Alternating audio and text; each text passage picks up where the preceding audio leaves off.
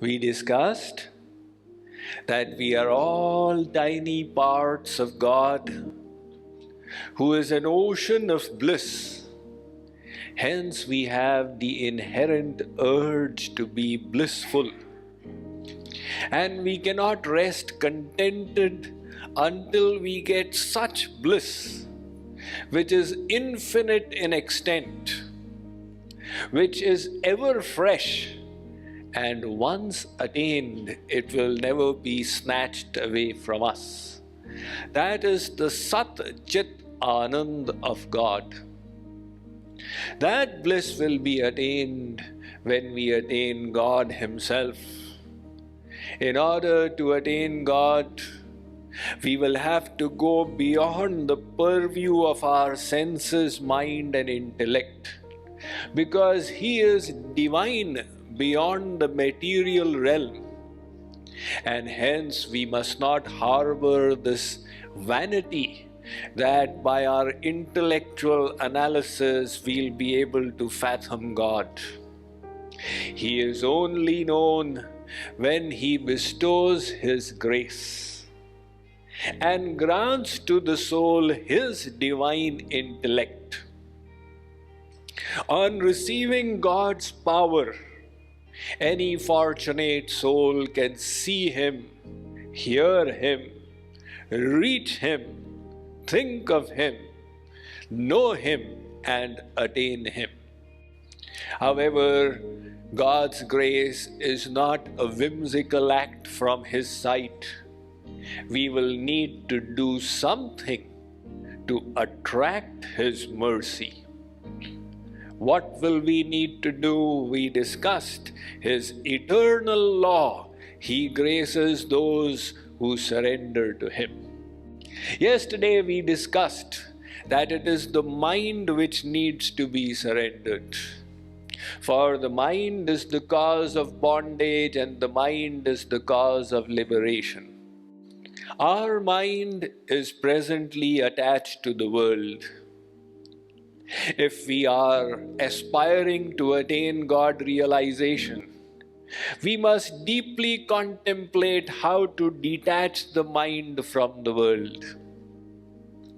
And we discussed this will require us to understand that the happiness of our soul is not in material objects.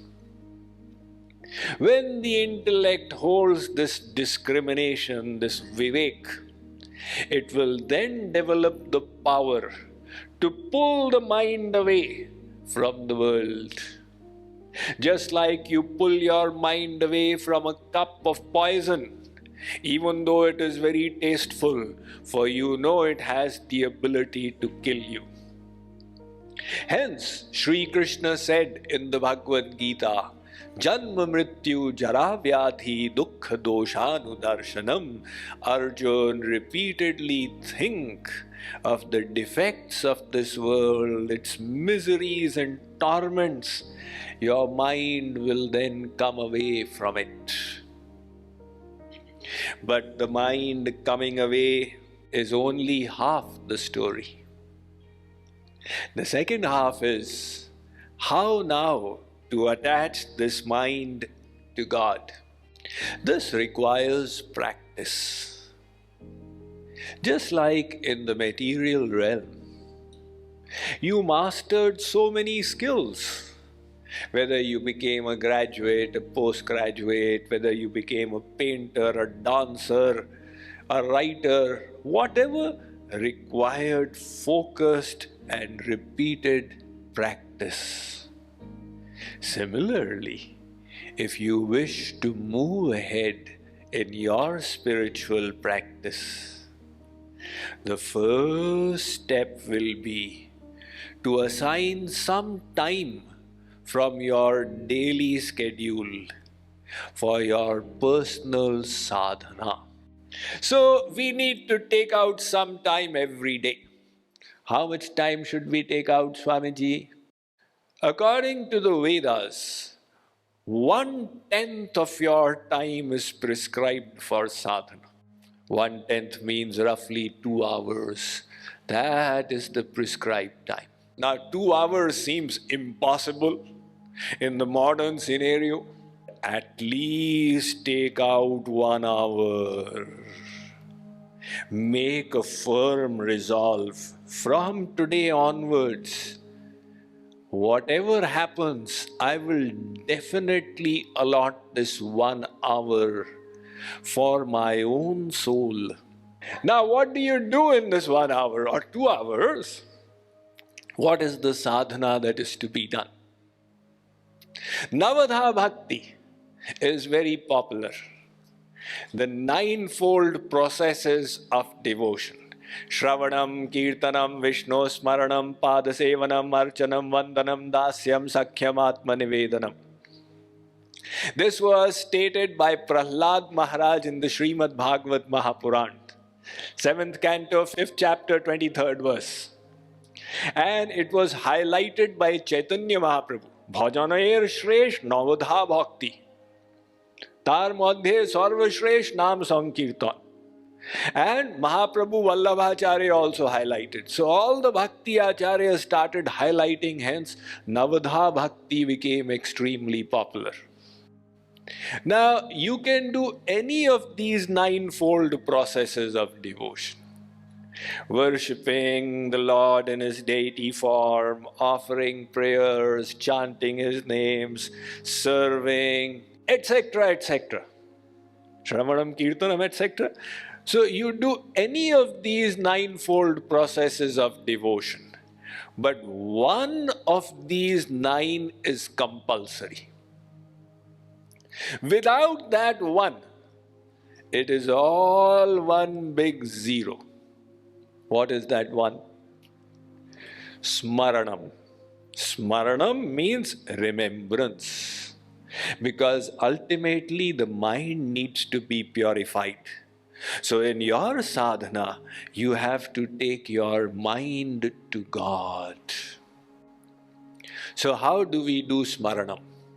How do we remember God?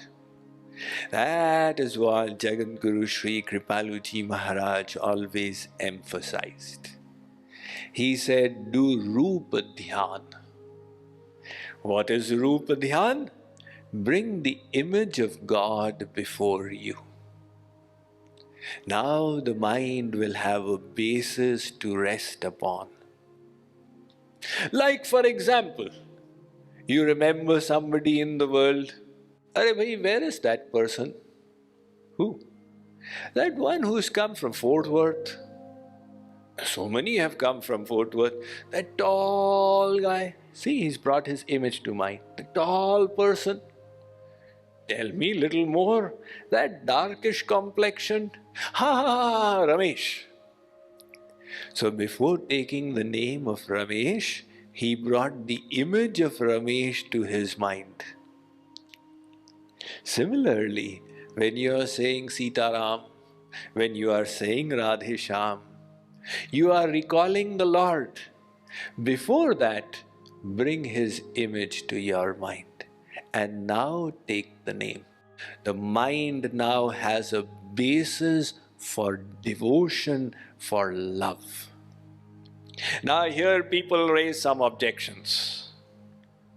They say, Swamiji, I have never seen God. How will I meditate upon Him? See, God is causelessly merciful. He says, visualize me as you wish. And increase your love. Increase your attachment. That's all that's required. Visualize me as you like. Come to the state of Mam Ekam Sharanam Vraja, complete surrender. When you reach that state, I will bestow my grace. And by my grace, when I give that power in your mind, that is called Shuddha Sattva. Not material Sattva Gun, Shuddha Sattva. When that is added to the mind, your mind will become divine. And with that divine mind, you will not have to imagine God. You will see Him as He is. When will that happen? after God realization, when He gives you the power. And before that, what you do? Before that, God says, don't worry. Just visualize me as you wish. Now, somebody says, Swamiji, that image of Radha Krishna in the temple, I just love it. Can I meditate on it? Sure. Somebody says that image of Sri Krishna in the painting in my friend's house is very enchanting. Can I meditate on it? Sure. But make one correction. Meditate on the living God. In other words, let Him come out of the image. Let Him come out of the deity. The deity is the basis. And you bring God out from there. He's talking, He's walking, His hands and feet are moving. After all, God is not insentient. He is supremely sentient. So with the basis of the deity, basis of the picture, you engage in your devotion, meditating on the Supreme Lord in naturality. He is coming to me, I am coming to Him. Then you will never get bored. And if your meditation is that the Lord just stands with His four hands holding the Shank, Chakra, Gada, Padma, and He practically doesn't do anything,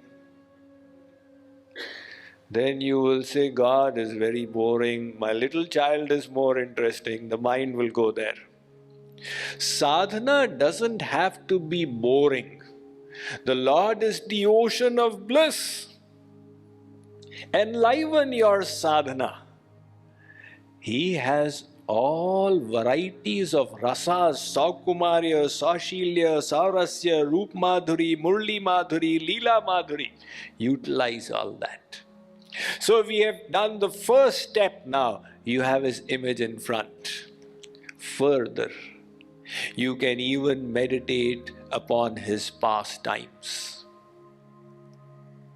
He is in Vrindavan, He's playing with His friends. I am watching that divine pastime. See, to take the mind to God, you utilize His name and the image. But that's also not enough. The mind wants activity. So meditate on His pastimes. The pastimes of the Lord are so enchanting.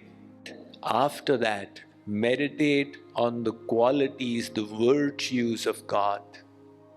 He is the ocean of bliss. He is my eternal Father. He is my soul beloved.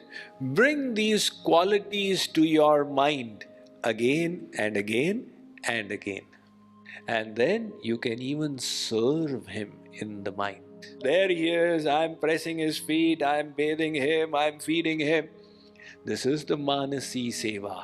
In this way, in a natural way, you take your mind to God. Now, as a helper for this sadhana, there's another thing you can do. And what is that? That is kirtan, chanting. Take some kirtan, sing it with your ears here and with the mind meditate. Initially, when you do meditation, you don't get the bliss of God. That is why the kirtan is helpful. The music, the ahro, the avro, different names, different qualities of God, they all keep coming. They help keep your mind engaged. But remember, in the kirtan, the most important is the remembrance. Chanting and hearing will help you. And when we keep on doing like this will bring us to a higher state of meditation. Viraha bhav. When will I see Him? When will the day come when He will manifest here and give His darshan to me? In other words, now the mind and the senses which were longing for the world have started longing for God. That is the sign of purification. But the sadhana is not complete. Keep on longing. That longing will result in the heart melting. Now you will feel helpless. I wish to meet him, but I have no means. So seeing yourself as shelterless, you then cry out to him for his grace.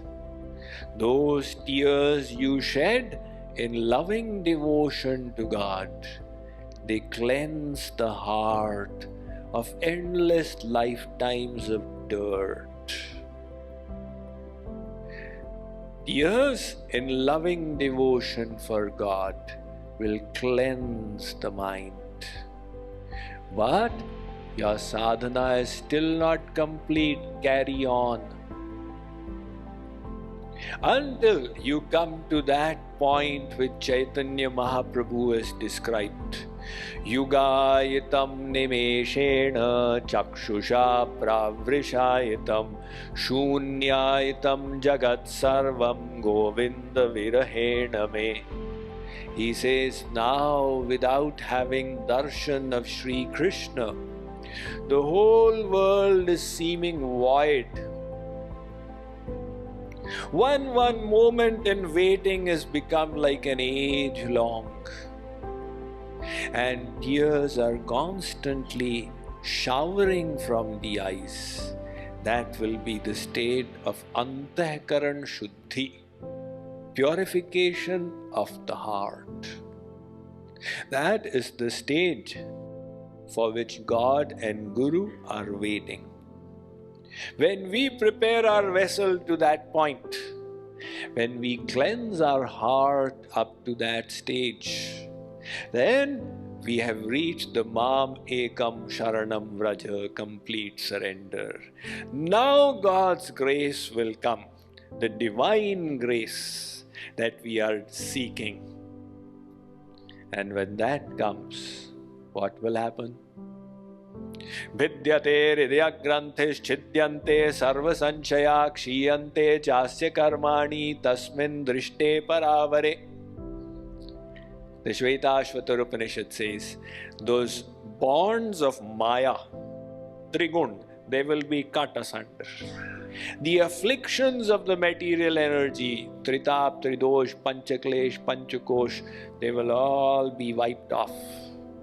Our karmas, Kshiyante chasya karmani, the sanchit karmas of endless lifetimes, God will burn them. And tasmin drishte paravare, we will become complete with his love, his bliss, and his knowledge. In other words, we will now be united with him. As long as we live in this body, we will be in the Jivan Mukta stage. And when we leave this body, we will go to his divine abode to eternally participate in his Nitya Leela, his divine pastimes.